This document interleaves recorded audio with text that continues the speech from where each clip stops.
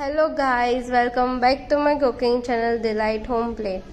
તો આજે આપણે બનાવીશું શાકભાજીમાં સૌથી હેલ્ધી શાક અને શક્તિશાળી શાક, કંકોડાનું શાક. આ શાક એકદમ હેલ્ધી અને બાળકો અને વૃદ્ધ માટે ફાયદાકારક હોય છે.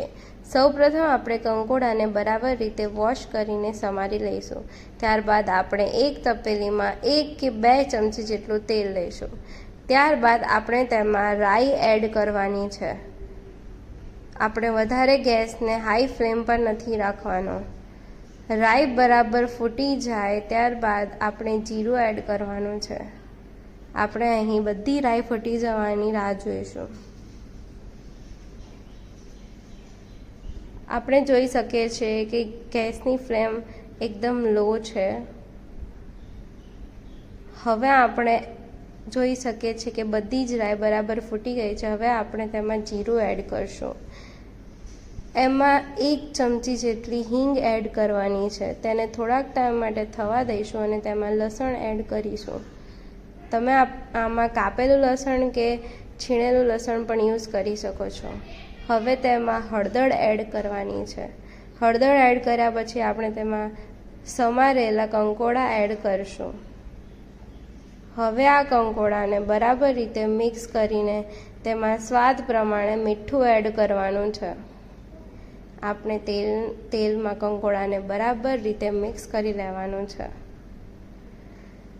આપણે જોઈ શકીએ છીએ કે બધી જ વસ્તુ બરાબર મિક્સ થઈ રહી છે. બધા જ મસાલા એકબીજા સાથે મિક્સ થઈ રહ્યા છે. હવે તેમાં સ્વાદ પ્રમાણે મીઠું એડ કરવાનું છે.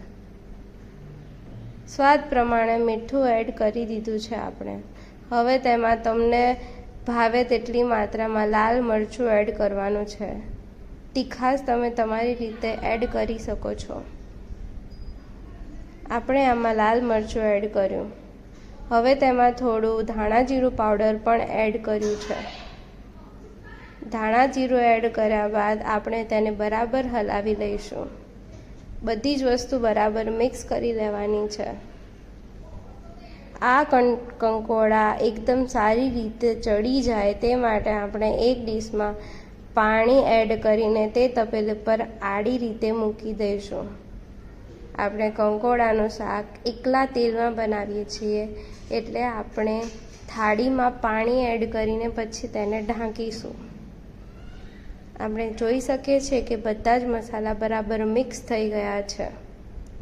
હવે આપણે એક થાળીના અંદર પાણી લઈને તેને ઢાંકી દઈશું અને તેને ધીમા તાપે ચડવા દઈશું.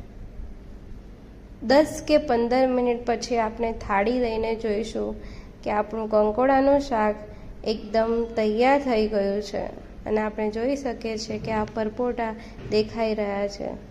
આવી જ રીતે આપણે કંકોડાનું શાક રેડી કરી દીધું છે. તો આવી જ વધારે રેસીપી જોવા માટે પ્લીઝ સબસ્ક્રાઈબ કરો મારી ચેનલને અને લાઈક કરો અને શેર કરો.